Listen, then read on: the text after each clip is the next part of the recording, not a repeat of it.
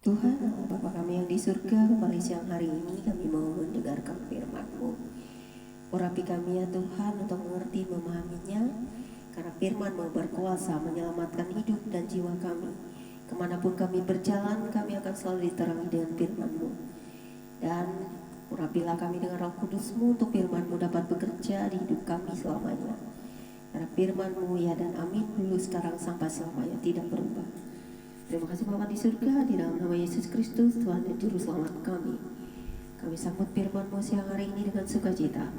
Haleluya. Amin.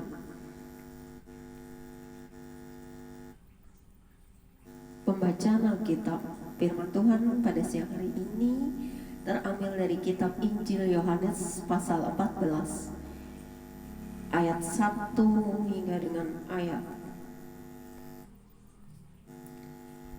yang ke-31.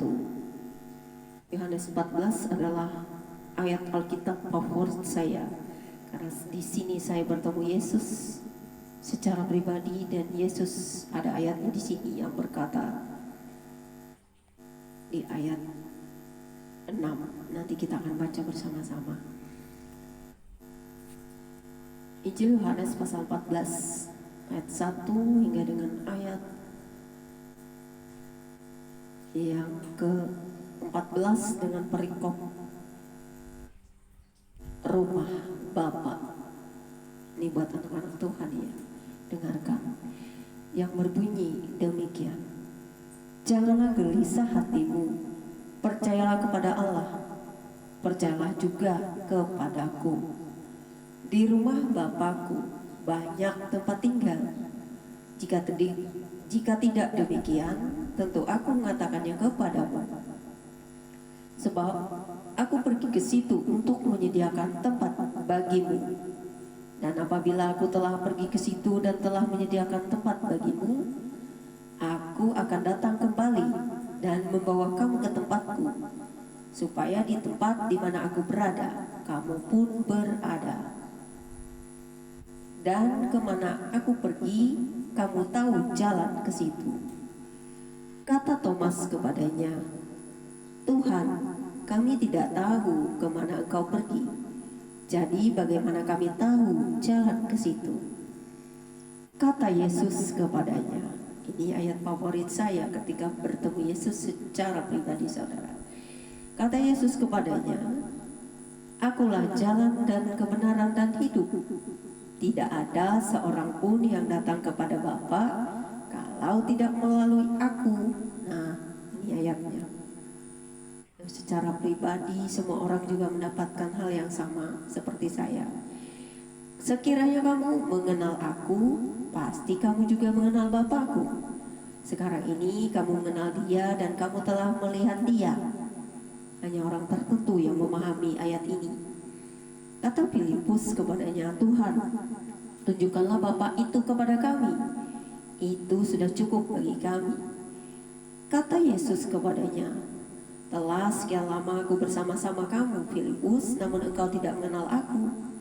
Barang siapa telah melihat aku, ia telah melihat Bapa. Bagaimana engkau berkata, tunjukkanlah Bapa itu kepada kami? Tidak percayakah engkau bahwa aku di dalam Bapa dan Bapa di dalam aku? Apa yang aku katakan kepadamu tidak aku katakan dari diriku sendiri, tetapi Bapa yang diam di dalam aku, Dialah yang melakukan pekerjaannya. Percayalah kepadaku bahwa aku di dalam Bapa dan Bapa di dalam aku. Atau setidak-tidaknya percayalah karena pekerjaan-pekerjaan itu sendiri. Aku berkata kepadamu, sesungguhnya barang siapa percaya kepadaku, ia akan melakukan juga pekerjaan-pekerjaan yang aku lakukan. Bahkan pekerjaan-pekerjaan yang lebih besar daripada itu. Sebab aku pergi kepada Bapa, dan apa juga yang kamu minta dalam namaku, aku akan melakukannya supaya Bapa dipermuliakan di dalam Anak. Jika kamu meminta sesuatu kepadaku dalam namaku, aku akan melakukannya. Amin. Puji Tuhan, saudara. Siapa yang mengalami hal ini? Yang punya pengalaman pribadi sama seperti yang Tuhan Yesus katakan di Yohanes 14 ayat 6, banyak sekali orang yang mengalami hal ini. sehingga dia menjadi percaya kepada Yesus, karena Yesus adalah jalan menuju kepada Allah Sang Pencipta langit dan bumi. Yang dimaksudkan dengan Bapa tiada tandingannya di dunia ini. Bapa adalah Allah dari segala Allah yang ada di dunia ini. Tanpa Yesus kita tidak akan sampai kepada Allah Sang Pencipta. Jadi membual saja kalau ada Allah lain di dunia ini. Kemudian di Yohanes 14 ayat 15 sampai dengan ayat yang ke-31 dengan perikop baru. Yesus menjanjikan penghibur yang berbunyi demikian. Ini adalah pengalaman pribadi saya melihat Roh Kudus secara langsung, saudara. Tepat jam 12 siang. Yang berbunyi demikian. Jika kamu mengasihi aku, kamu akan menuruti segala perintahku. Aku akan minta kepada Bapa, dan Ia akan memberikan kepadamu seorang penolong yang lain, supaya Ia menyertai kamu selama-lamanya, yaitu Roh kebenaran. Dunia tidak dapat menerima Dia, sebab dunia tidak melihat Dia dan tidak mengenal Dia. Tetapi kamu mengenal Dia, sebab Dia menyertai kamu dan akan diam di dalam kamu. Puji Tuhan, saudara, saya juga melihat ini, yaitu Roh Kudus. Yang dimaksud di sini adalah Roh kebenaran. Roh dari Tuhan itu sendiri yang seperti burung merpati. Saya sendiri sudah melihatnya. Makanya tidak semua orang bisa mengenal ini, tidak semua orang bisa mengenal Roh kebenaran, karena dunia ini sedang gelap-gelapnya. Jadi jika kita dipilih, bersukacitalah kita. Aku tidak akan meninggalkan kamu sebagai yatim piatu. Aku datang kembali kepadamu. Tinggal sesaat lagi dan dunia tidak akan melihat aku lagi, tetapi kamu melihat aku, sebab aku hidup dan kamu pun akan hidup. Pada waktu itulah kamu akan tahu bahwa aku di dalam Bapa-Ku dan kamu di dalam aku dan aku di dalam kamu. Jadi ini adalah orang-orang yang percaya, yang bersekutu dengan Tuhan di dalam Yesus Kristus, sehingga kita menjadi satu di dalam tubuh Kristus, dan Kristus adalah kepala dari kita yang percaya. Barang siapa memegang perintahku dan melakukannya, dialah yang mengasihi aku. Dan barang siapa mengasihi aku, ia akan dikasihi oleh Bapa-Ku, dan aku pun akan mengasihi dia dan akan menyatakan diriku kepadanya. Nah kan, Tuhan akan menyatakan diri kepada kita yang mengasihinya dan melakukan firman-Nya. Yudas yang bukan Iskariot berkata kepadanya, Tuhan, apakah sebabnya maka engkau hendak menyatakan dirimu kepada kami dan bukan kepada dunia? Jawab Yesus, jika seorang mengasihi aku, dia akan menuruti firman-Ku, dan Bapa-Ku akan mengasihi dia dan kami akan datang kepadanya dan diam bersama-sama dengan dia.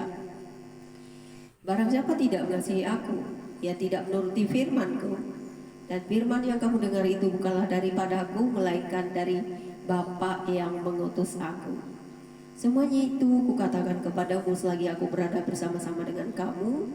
Tetapi penghibur, yaitu Roh Kudus yang akan diutus oleh Bapa dalam namaku, dialah yang akan mengajarkan segala sesuatu kepadamu dan akan mengingatkan kamu akan semua yang telah kukatakan kepadamu. Damai sejahtera aku tinggalkan bagimu, damai sejahtera aku kuberikan kepadamu. Dan apa yang kuberikan tidak seperti yang diberikan oleh dunia kepadamu.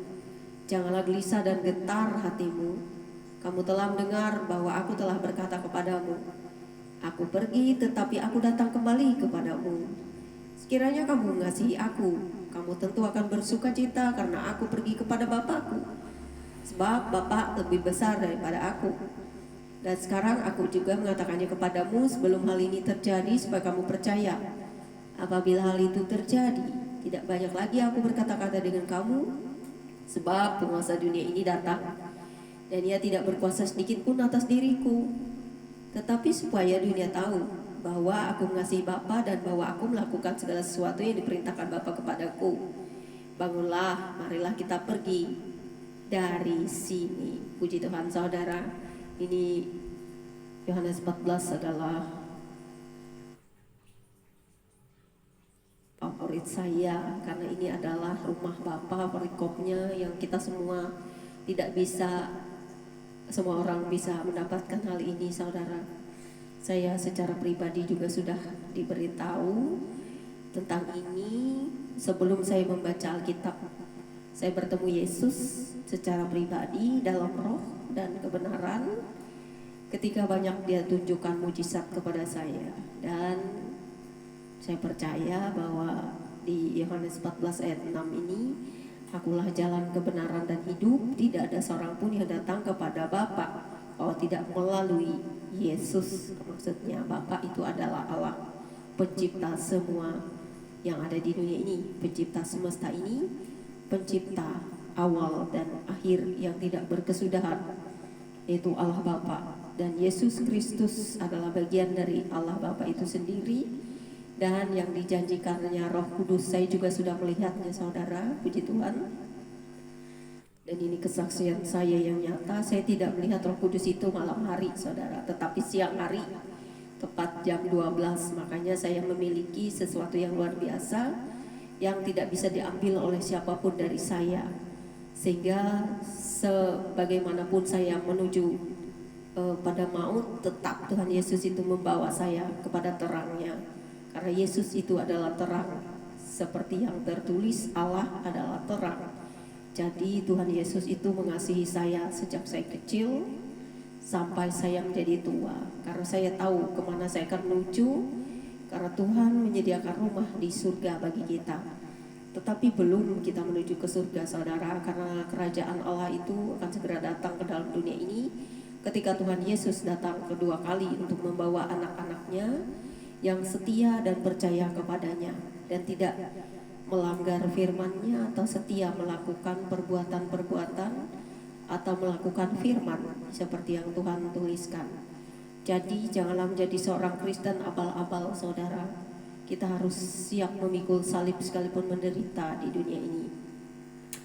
Kita memang punya masa lalu, semuanya tidak ada yang sempurna, tetapi semakin kita dewasa, kita harusnya paham akan firman Tuhan. Kita harus membaca firman supaya kita mengetahui apa yang dikehendaki Tuhan dalam hidup kita. Kita mengenal Bapa, kita mengenal Putranya Yesus Kristus. Karena kalau tidak melalui Yesus Kristus, kita tidak akan pernah sampai sama sekali kepada Bapa. Jadi saudara-saudara yang dikasihi dalam Tuhan Yesus Kristus, setialah dan tetap berpegang teguh, karena upah dan janji yang akan diberikan Tuhan pada kita nyata. Jangan pernah khianati Yesus, karena orang-orang di dunia ini sekalipun dia teroris pun ketika dia bertemu Yesus, dia menjadi percaya dan murtad dari kegelapan menuju terang. Siapapun Anda, sekalipun Anda kriminalis yang paling jahat di dunia ini, kalau Tuhan sudah memanggil Anda, takkan bisa Anda mengelak dari semua itu. Seperti saya juga, saya bukan orang sempurna. Saya juga pernah punya masa lalu yang sangat luar biasa buruk, bahkan saya menuju kematian dan pernah mati. Makanya saya berani bersaksi jika suatu saat saya akan menjadi seorang penginjil, pendoa. Tetapi saat ini saya berada di suatu gereja yang harusnya tidak boleh saya menjadi penginjil, karena gereja saya adalah gereja yang benar-benar kudus. Orang-orang yang sekolah penginjil atau pendeta itu tidak boleh kawin cerai, saudara. Saya pernah berdosa dalam hal ini ketika saya bercerai dari suami saya. Yang pertama, itu bukan juga suatu kesengajaan, tetapi ada hal tertentu yang membuat saya berpisah. Tapi saya bertobat, saudara, sampai hari ini juga saya tetap bertobat setiap hari dan setiap detik dalam hidup saya, sehingga saya benar-benar melangkah di dalam Tuhan ketika saya pernah menuju maut. Bahkan ketika saya hampir mati, dianiaya luar biasa, fisik saya sudah gak mungkin hidup sebenarnya saya ini, saudara. Tetapi puji Tuhan, Yesus datang menolong saya dan menyelamatkan saya. Sehingga Tuhan Yesus juga berjanji untuk memberikan kepada saya janjinya, di mana Ia akan selalu bersama saya juga, bersama semua orang percaya. Tetapi kita harus bertobat, saudara, dari semua masa-masa lalu kita, dan kita jangan lagi berbuat dosa, sehingga kita tidak akan melihat yang namanya kebinasaan. Karena percaya kepada Yesus tidak boleh semena-mena juga, mentang-mentang sudah diselamatkan tetapi tidak bertobat. Karena yang diminta Tuhan itu adalah pertobatan kita. Menjadi seorang Kristen itu tidak mudah. Memandang orang lain saja tidak boleh, apalagi menginginkannya. Karena menjadi seorang Kristen itu sebenarnya berat, saudara. Pikulan salib itu berat, saudara. Banyak hal yang harus kita pelajari dari semua firman. Karena dari hati, dari mulut juga. Saya juga masih belum sempurna dalam hal mulut. Saya sering mencaci orang lain. Dan ini adalah dosa terbesar saya. Saya tidak secara hati sebenarnya mengumpat orang. Tetapi ketika orang lain itu membangunkan iblis di hati saya di bagian kiri, ya, sehingga saya menjadi marah. Kalau saya tidak dibangkitkan amarah saya, tentu saya tidak akan bangun iblisnya. Karena banyak orang di dunia ini tidak mau berkaca, saudara. Sering mengata-ngatai saya yang buruk-buruk tanpa melihat dirinya sendiri, tanpa mau berkaca dengan apa yang dia katakan kepada saya. Sehingga saya itu gak mau bergaul dengan orang luar sebenarnya. Orang manusia, saya suka bergaul sama Tuhan saja.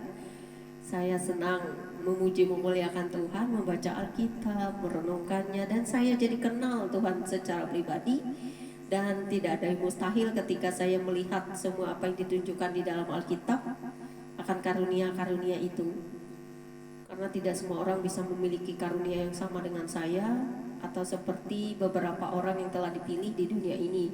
Dari ujung bumi satu ke ujung bumi lainnya, tidak semua talenta itu diberikan talenta yang sama. Tetapi maksud Tuhan itu adalah kita semua harus membangun dalam hal di mana kita menyatakan kasih Tuhan, kasih Kristus, kasih Yesus kepada kita untuk menjadikan Tuhan yang utama dalam hidup kita. Jangan kita ikut-ikutan dunia hanya karena duit, uang, dan sebagainya lalu Anda meninggalkan Yesus. Karena Yesus itu tak bisa dibeli dengan apapun, saudara, sungguh benar.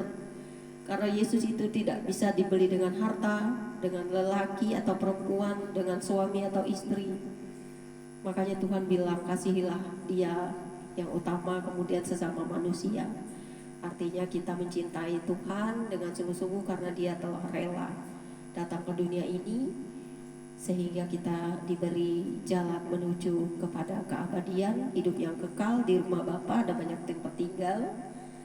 Jangan percaya kepada dongeng-dongeng, kepada ilah-ilah lain yang tidak bisa menyelamatkan Anda. Karena jiwa Anda itu lebih penting ketika Anda meninggal. Jangan dengar kata orang tentang hujatan-hujatan orang kepada Yesus Kristus Tuhan kita. Karena Tuhan Yesus itu, kalau kamu baca dengan sungguh-sungguh Alkitab, dia bukan seorang yang jahat. Dia bukan seperti apa yang dituduhkan orang-orang di luar sana yang tidak mengenal Yesus secara pribadi atau tidak membaca Alkitab secara utuh. Mereka hanya banyak mencaci, menghujat, karena itu semua adalah agenda iblis, saudara, untuk mengeluarkan Anda dari keselamatan. Sampai hari ini saya juga masih bergumul dengan 2 orang saudara saya yang keluar dari iman semula hanya karena dunia, hanya karena kawin dengan orang yang tidak seiman, sehingga mereka meninggalkan Yesus. Lebih baik mereka memilih dunia ini. Karena kalau saya dulu pengalaman pribadi ya, beberapa kali saya mau terjerumus ke dalam hal penyembahan ilah lain. Tuhan tidak menginginkan itu, sehingga saya benar-benar diselamatkan. Dan saya mengasihi Tuhan dengan luar biasa. Saya mengalami pengalaman spiritual atau pribadi. Saya juga bertemu roh-roh di kuburan yang luar biasa nyata saya alami. Dan semua itu sudah hilang sekarang, saudara. Saya tinggal menikmati kasih karunia Tuhan. Saya tidak mau lagi berada di dalam kegelapan, melihat jiwa-jiwa di kuburan, orang-orang mati. Bahkan saya melihat neraka, bahkan semuanya diperlihatkan Tuhan kepada saya. Ini adalah pengalaman pribadi saya, tanpa mengotak-atik kepada orang lain yang tidak percaya. Karena mereka suka menghujat, mencaci, bahkan tidak percaya, bahkan selalu mencari kesalahan ajaran kita. Mereka mengatakan kita kitab-kitab palsu, berubah-ubah, bahkan mereka mengejek Tuhan Yesus. Padahal jelas-jelas di sini Alkitab sudah mengatakan bahwa setiap orang yang tidak mengaku Bapa, Anak, Roh itu antikristus, saudara. Jadi jangan gentar, saudara. Sekalipun kita dibunuh, mati, kita jangan takut, karena mereka hanya bisa membunuh tubuh, tetapi mereka tidak bisa mengambil jiwa kita, karena jiwa kita itu nanti yang akan dihakimi kelak. Tapi anak-anak Tuhan tidak dihakimi, saudara. Kita semua akan mendapat upah saja, karena kita sudah percaya. Sekalipun kita seorang kriminalis, saya bilang penjahat, kalau kita bertobat, saudara, kita pasti akan mendapatkan ampunan. Karena Tuhan Yesus itu baik, semua orang yang mencarinya pasti Dia lawat. Tidak pernah Tuhan Yesus itu menjahati orang-orang yang mencari Dia. Bahkan Dia dengan sukarela datang kepada Anda membawa damai sejahtera, bukan roh ketakutan. Ini adalah semua cerita yang pernah terjadi di dunia ini, bahwa setiap orang yang bertemu Yesus akan mendapatkan damai sejahtera yang tidak tertandingi di dalam dunia ini. Puji Tuhan, saudara, jangan pernah tinggalkan Yesus Kristus bagi semua yang setia. Sekalipun Anda menderita, aniaya seperti yang saya alami juga. Bahkan saya sudah menuju kematian, saudara. Badan saya ini penuh dengan penganiayaan dari dulu. Tetapi puji Tuhan, tanpa obat apa-apa saya dipulihkan Tuhan. Karena Tuhan Yesus itu luar biasa, saudara. Coba lihat di Alkitab, Tuhan Yesus banyak melawat orang-orang yang mati, bahkan membangkitkan mereka dari kematian. Karena kuasa Tuhan Yesus itu benar-benar dahsyat. Dia adalah Tuhan yang benar-benar datang dari surga untuk menyelamatkan kita, bukan untuk membinasakan kita. Ya binasalah kita kalau gak percaya, binasalah kita kalau gak bertobat. Jadi kalau sampai mati gak bertobat, kasihan, saudara. Apalagi dengan hujatan orang, cacian orang, lalu Anda tidak mau bertobat, Anda tidak mau lari dari iman Anda, lalu Anda menjadi murtad dan meninggalkan Kristus, mengkhianati Kristus.